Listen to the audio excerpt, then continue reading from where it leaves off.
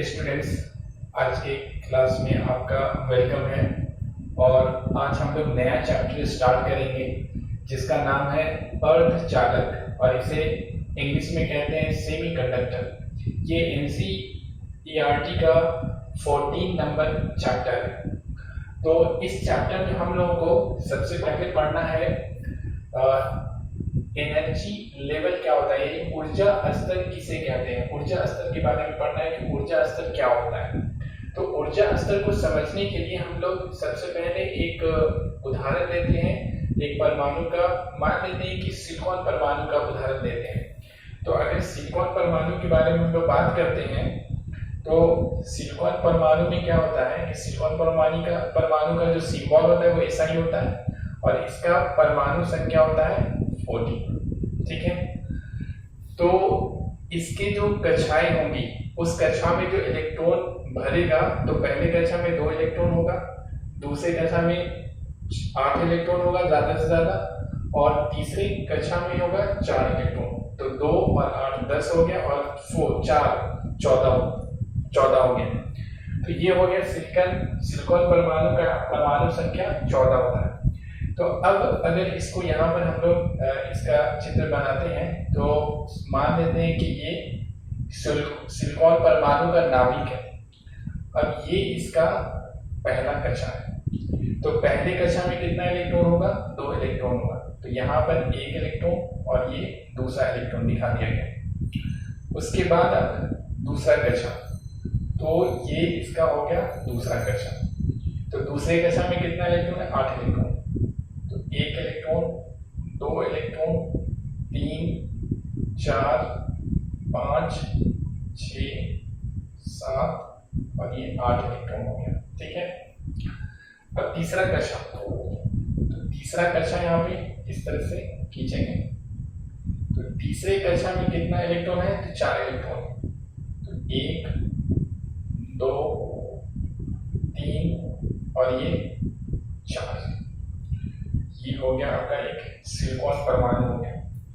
अब देखिए, तो यहाँ पर पहले ये मानना है कि ये जो सिलिकॉन परमाणु है ये बिल्कुल अकेला है, यानी इसके करीब में कोई दूसरा परमाणु नहीं है। ये बिल्कुल अकेला है, यानी अगर इसके करीब में कोई दूसरा परमाणु नहीं है तो किसी भी दूसरे परमाणु का इस पर कोई प्रभाव नहीं पड़ेगा।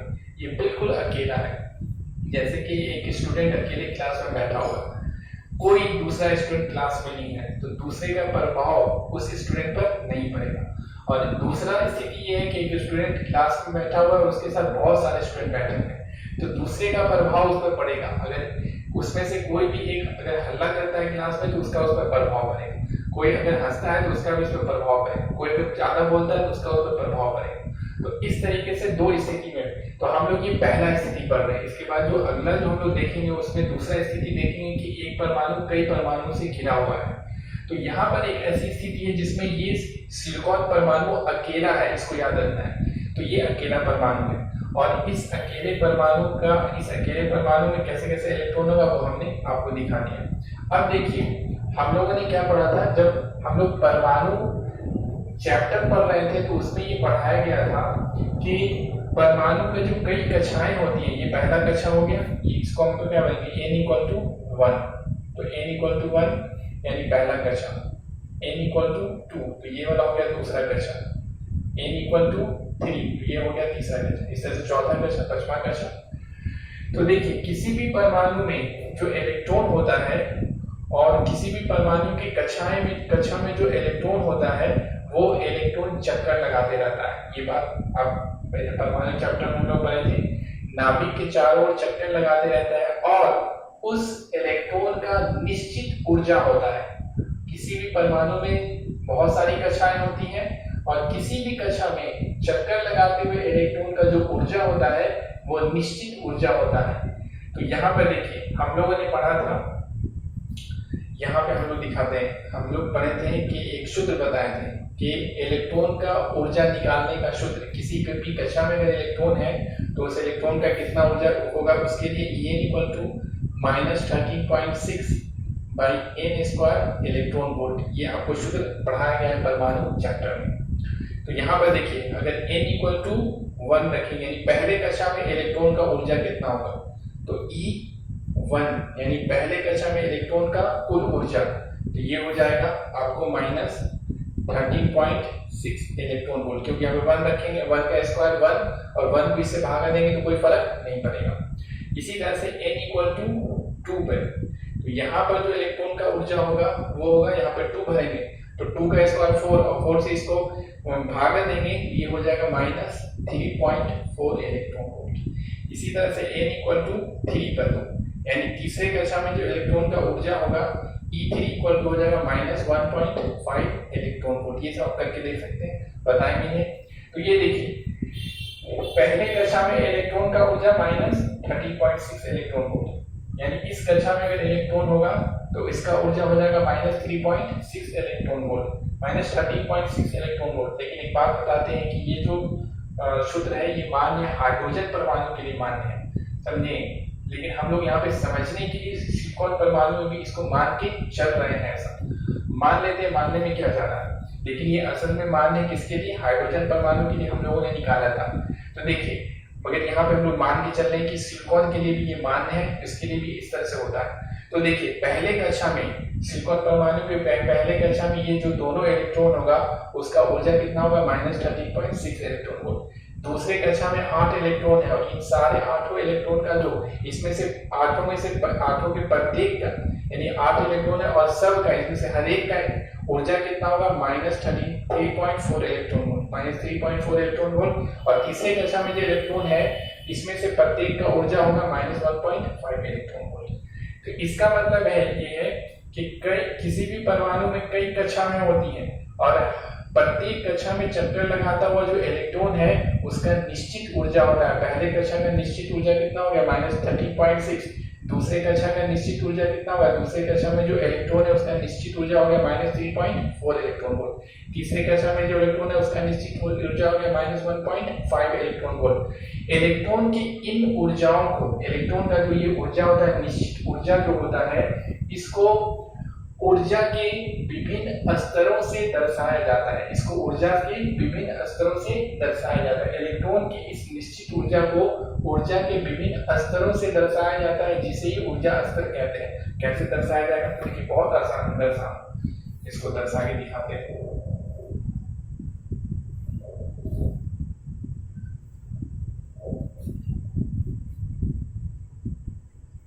यहाँ पे 2 लाइन खींचेंगे, एक एक्स एक्सिस और एक वाई एक्सिस, इस तरह से 2 लाइन खींच दी।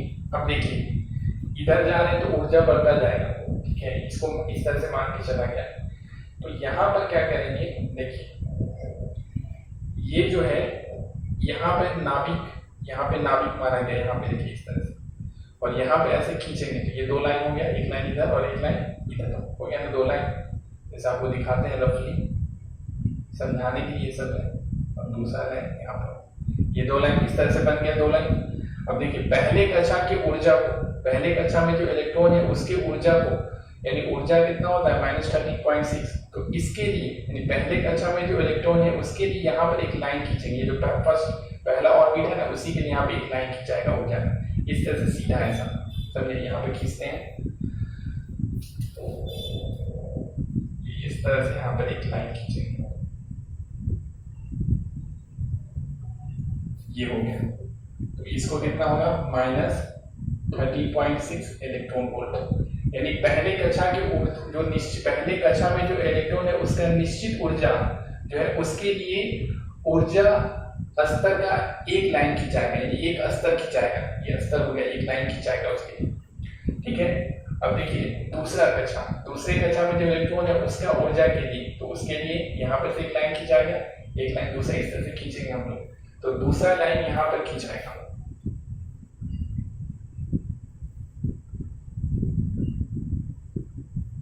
ये एक दूसरा लाइन खिंचाएगा। अब ये जो कक्षा, दूसरा जो कक्षा है उसमें जो इलेक्ट्रॉन का ऊर्जा निश्चित होता है वो कितना है, माइनस, तो इसे हो गया माइनस 3.4 इलेक्ट्रॉन वोल्ट, ठीक है। तो ये दूसरा स्तर हो गया, ये पहला स्तर, ये दूसरा स्तर, या फिर कहेंगे पहला तल, ये दूसरा तल हो गया। उसके बाद तीसरे कक्षा में जो इलेक्ट्रॉन है उसके लिए तीसरा लाइन यहाँ पे ऐसे खींचेंगे। ये यहाँ पे खींच रहे हैं ऊर्जा इलेक्ट्रॉन की ऊर्जा के लिए तीसरा लाइन खींचा है। ये हो गया आपको तीसरा लाइन खींचा है यहाँ से।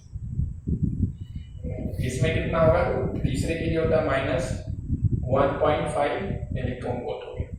तो ये जो है यानी किसी भी परमाणु में कई कक्षाएं होती हैं, 1 2 3 कई कक्षाएं होती हैं। प्रत्येक कक्षा में चक्कर लगाते हुए इलेक्ट्रॉन का ऊर्जा निश्चित होता है, यानी इलेक्ट्रॉन का निश्चित ऊर्जा होता है। पहले कक्षा का ऊर्जा अलग होगा, दूसरे कक्षा का ऊर्जा निश्चित होगा, तीसरे का भी निश्चित होगा।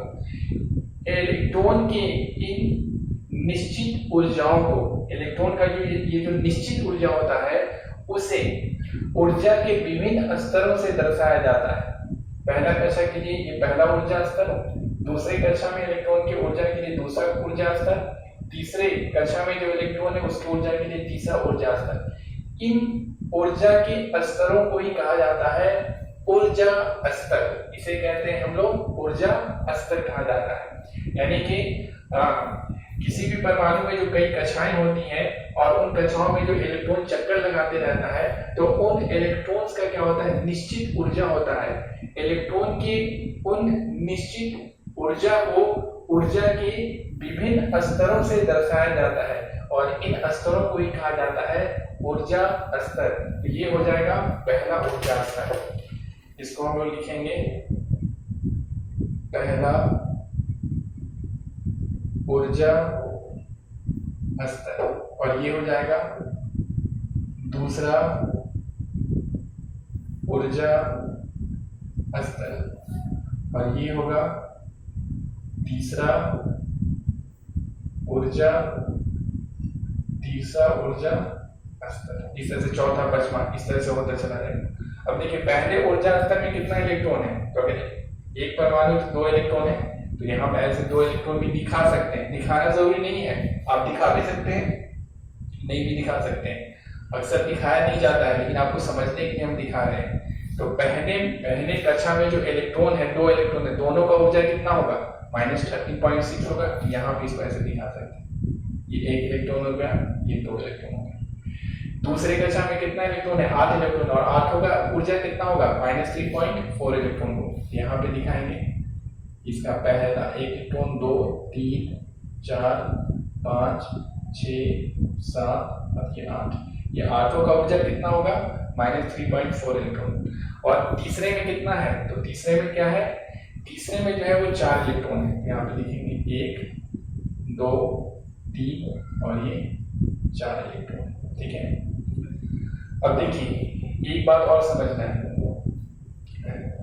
पहले कक्षा में इलेक्ट्रॉन का अवस्था केटो है तो 2 अवस्था है। अवस्था का मतलब पहले कक्षा में अधिकतम कितना इलेक्ट्रॉन रह सकता है, तो पहले कक्षा में अधिकतम इलेक्ट्रॉन 2 रह सकता है, 2 से ज्यादा नहीं रह सकता है, क्योंकि इलेक्ट्रॉन के भरने का रूल क्या है, तो ये रूल है 2 8 8 18। ये सब आपको केमिस्ट्री में पढ़ाया होगा।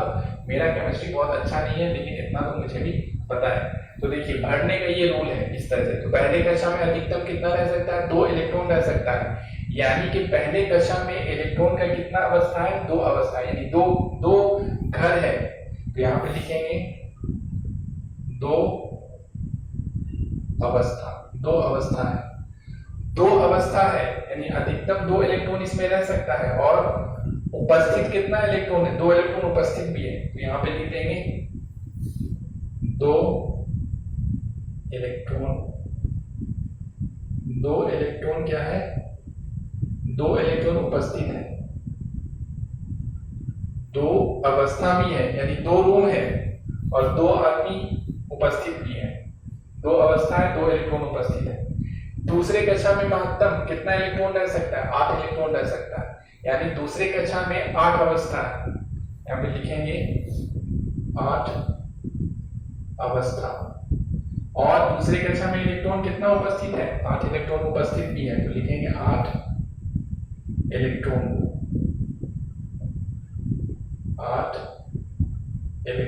उपस्थित भी है, ठीक है ना। और तीसरे कक्षा में, तो तीसरे कक्षा में कितना अवस्था होगा, तो तीसरे कक्षा में अवस्था कितना होता है, 8, यानी तीसरे कक्षा में भी अधिकतम 8 इलेक्ट्रॉन रह सकता है। 8 अवस्था लिखेंगे, 8 अवस्था। और कितना इलेक्ट्रॉन उपस्थित है, तो 4 ही इलेक्ट्रॉन उपस्थित है, तो लिखेंगे 4 इलेक्ट्रॉन, ये 4 इलेक्ट्रॉन, ठीक है ना। 8 अवस्था है, 8 कमरा है, लेकिन 4 ही आदमी उपस्थित है, 4 अभी खाली है, तो इसमें 4 इलेक्ट्रॉन यहाँ पे दिखाया गया है, और 4 इलेक्ट्रॉन भी हो सकता है, इसमें रह सकता है, यहाँ पे भी रह सकता है। तो इस तरीके से क्या हो गया कि देखिए इलेक्ट्रॉन की ही ऊर्जा को, इलेक्ट्रॉन का विभिन्न कक्षाओं में जो ऊर्जा होता है वो निश्चित ऊर्जा होता है, और इलेक्ट्रॉन के उन निश्चित ऊर्जा को ही क्या किया जाता है, ऊर्जा के विभिन्न स्तर से दर्शाया जाता है, जिसे ही कहा जाता है ऊर्जा स्तर। तो ये हो गया ऊर्जा स्तर हो गया, इसे कहेंगे हम लोग ऊर्जा स्तर होगा। इसके बाद वाले हम लोग इसमें पढ़ेंगे आपको ऊर्जा पट्टी किसे कहते हैं, ऊर्जा पट्टी किसे कहते हैं, ये सब समझने के लिए था, इसे हटा देते हैं और ये भी हटा देते हैं। देखिए ये जो है असल में किसके लिए मान है, हाइड्रोजन के लिए मान है, इसलिए ये सब चीजों को हटा देते हैं, समझने के लिए था। इसका जो भी ऊर्जा होगा, इस वाले का ऊर्जा, इस वाले कक्षा में जो चक्कर लगा रहा है इलेक्ट्रॉन, उसका ऊर्जा कम होगा, क्योंकि देखिए छोटा ऐसा गोला है, छोटा गोला में चक्कर लगाने के लिए कम ऊर्जा चाहिए, बड़ा ऐसा गांधी मैदान है उसमें चक्कर लगाने के लिए ज्यादा ऊर्जा चाहिए, तो इसका ऊर्जा सबसे कम होगा, इससे ज्यादा होगा इसका, इसका ज्यादा होगा, इससे ज्यादा होगा इसका, इसीलिए इसके लिए ऊर्जा स्तर का ये वाला लाइन, दूसरे वाले कक्षा के लिए ऊर्जा स्तर का ये वाला लाइन, तीसरे के लिए ऊर्जा स्तर का ये वाला लाइन हो गया। यहाँ पर आप ये लिख सकते हैं कि n बराबर 1 पहले के लिए, और यहाँ पे n बराबर 2 दूसरे के लिए, और n बराबर 3, तो ये हो गया आपको ऊर्जा स्तर हो गया।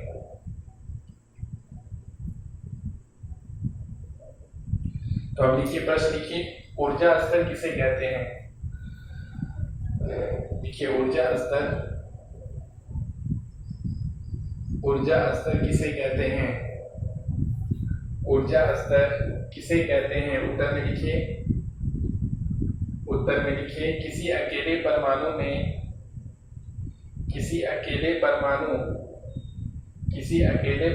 के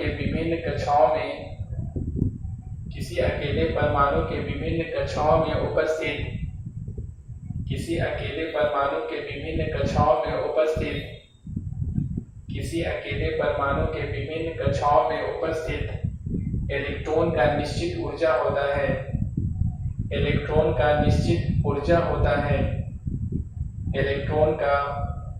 इलेक्ट्रॉन का निश्चित ऊर्जा होता है, इलेक्ट्रॉन का निश्चित ऊर्जा होता है, इलेक्ट्रॉन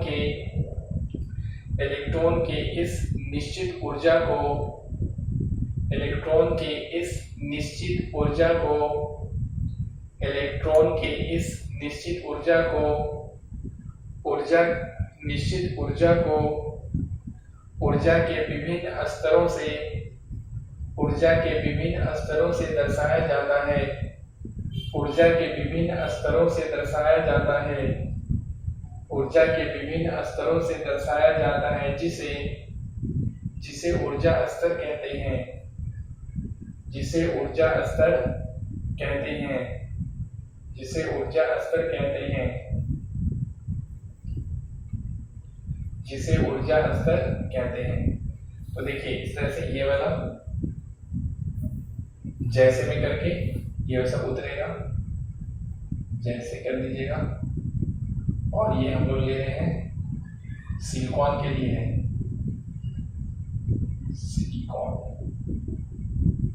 सिलिकॉन लेना है, इसके लिए ये वाला चित्र बनाना है, ये नहीं बनाना है, सब हटा देते हैं।